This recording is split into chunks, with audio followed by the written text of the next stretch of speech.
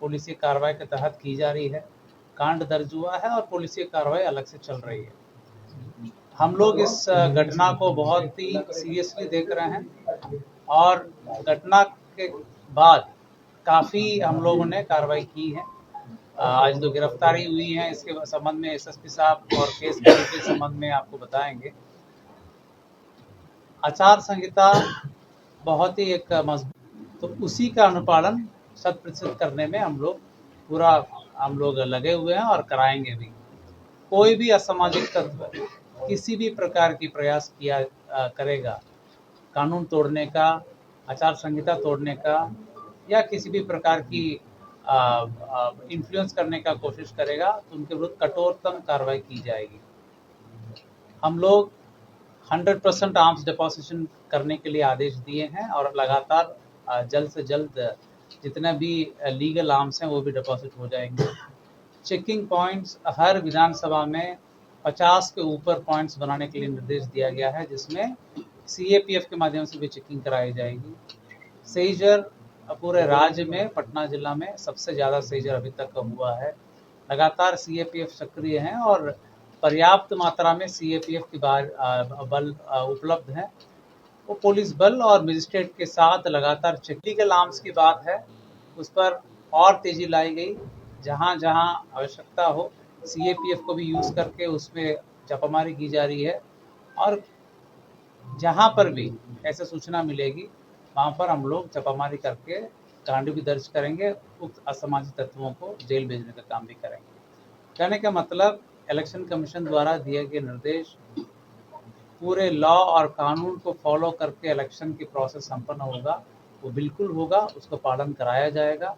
उसमें कोई भी बाधा उत्पन्न करेंगे उनके विरुद्ध कठोर।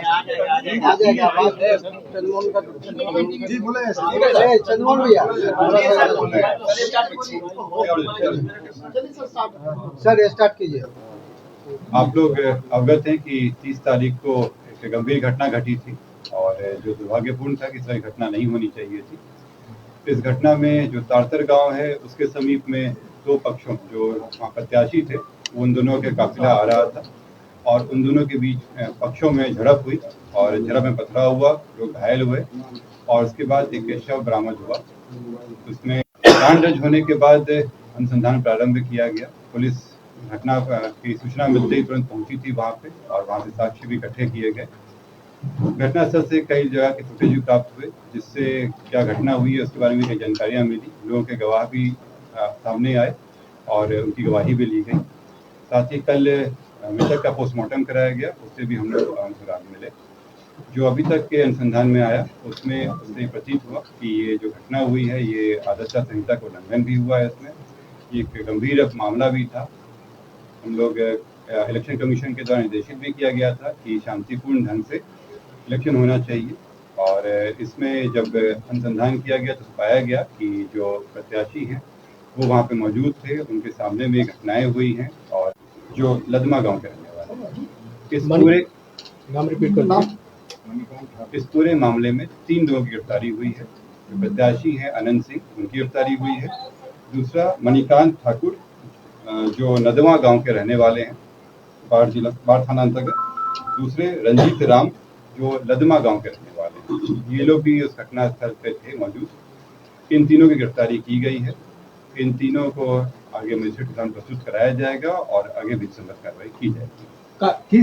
बताया गया है कि जो शॉक लगा है उनको हार्ड और ब्लंट सब्सटेंस के साथ जो उनके हृदय और फेफड़ों में जो चोट आई है, इसके अतिरिक्त उनके पाँव में गोली का भी आया है, जिनको गोली मारी गई है।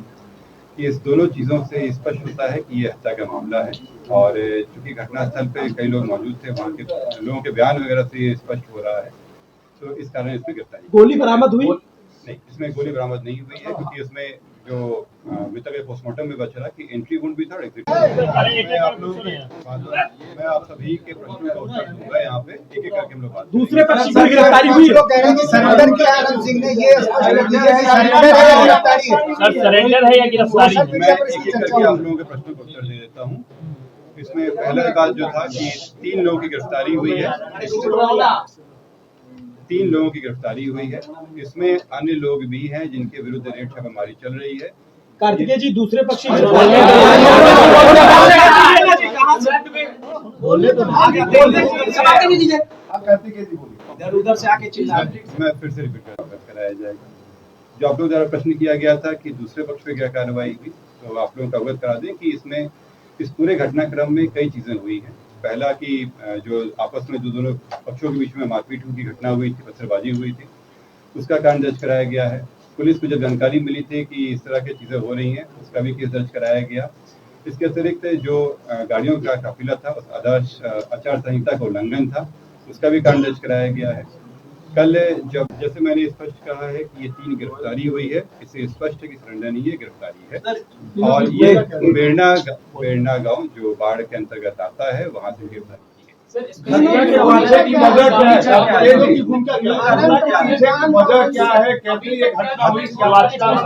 के लिए कस्टोडियल इंटरोगेशन आवश्यक प्रतीत होता है, इसीलिए इनकी गिरफ्तारी की गई है यहाँ पे।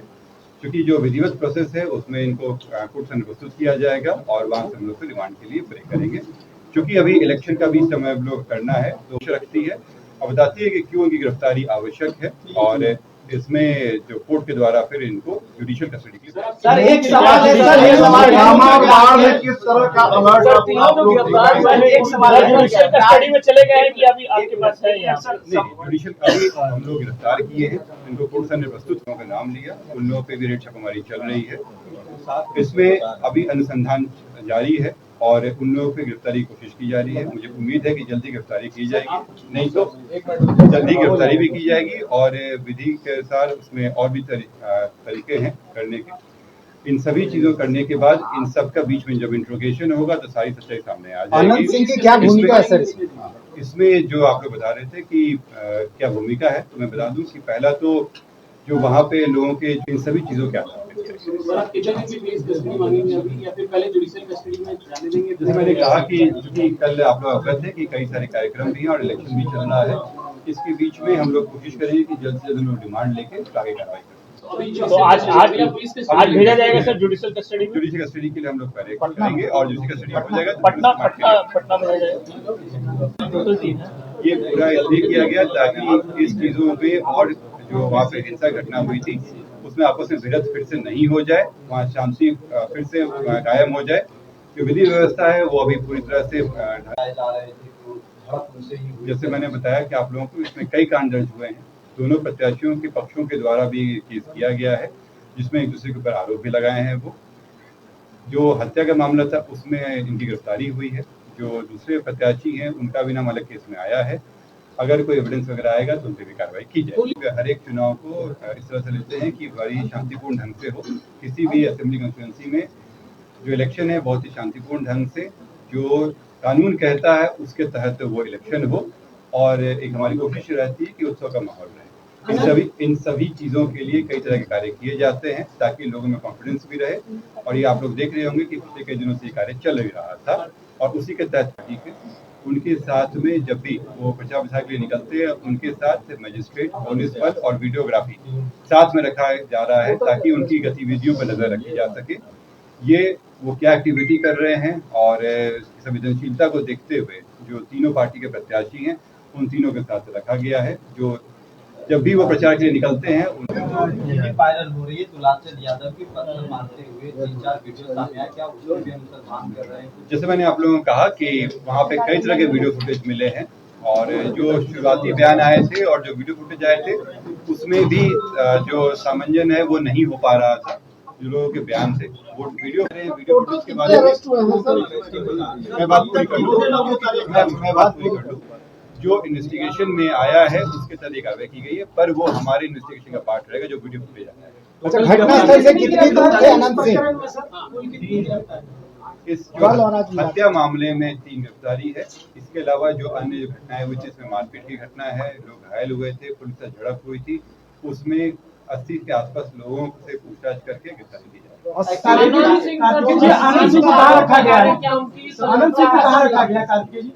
ये निकल गई थी घटना स्थल पे आप लोग देखे होंगे कि घटना की शुरुआत जो हुई थी उस समय दोनों जो कैंडिडेट थे वो उनकी गाड़ियां एक दूसरे के आसपास आ गई थी और वहीं से घटनाक्रम शुरू हुआ था, और इसी से ये जब पूरी घटना है वो शुरू हुई, जिसके अलग अलग पहलू रहे। सर अरेस्टिंग का टाइमिंग क्या है? अरेस्टिंग का टाइमिंग क्या है? अभी थोड़ी देर पहले उनकी गिरफ्तारी हुई है। हम लोग करीब आज 12 बजे, मतलब आज का दिन आने के बाद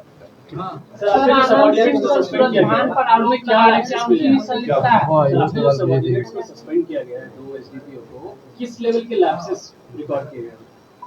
देखिए, इसमें आदर्श आचार संहिता बनाए रखना, आचार संहिता को बनाए रखना की जिम्मेवारी जो वहाँ पे थी रिटर्निंग ऑफिसर और जो पुलिस अधिकारी उन लोगों के ऊपर थी। जो जब इलेक्शन की शुरुआत हुई थी तो मेरे और डीएम सर के द्वारा वहाँ जाकर जो एमसीसी आदर्श आचार संहिता है उसके बारे में लोगों को जानकारियाँ भी दी गई थी, पुलिस पदाधिकारी और पदाधिकारियों को। और जो वहाँ के नोडल ऑफिसर हैं वो एसडीओ और वहाँ के एसडीपीओ हैं। क्योंकि ये घटना होने के बाद जो आदर्श आचार संहिता थी वो उसका अनुपालन सही ढंग से नहीं हो पाया, इसी कारण से उन पर कार्रवाई की। सर, विवाद की वजह क्या थी? गाड़ियां आमने सामने आ गई थी, कम चौड़ी जगह थी, आगे जाना चाह रहे थे, हुआ क्या था? मामला था क्या? इसमें से मैंने बताया कि इसके कई सारे पहलू हैं और इन सभी पहलुओं पर भी जांच बाकी है। अभी प्रथम दृष्टया आया था, शुरुआत इसी बात पे हुई थी कि दोनों आमने सामने आ गए थे और वहां से दोनों के पक्षों के द्वारा एक दूसरे के ऊपर आरोप प्रत्यारोप लगाए गए थे, इससे शुरुआत हुई थी। इसकी जो अन्य पहलू है उस पर जांच जारी है। अपने अपने पहलू होते हैं, एक सत्य होता है और एक लोगों के अपने अपने विचार होते हैं, तो इन सभी को लेते हुए सत्य की तलाश की जाती है और वही अनुसंधान का विषय है इन लोगों का। केवल गवाही या उसके आधार पर वो नहीं चल सकते हैं।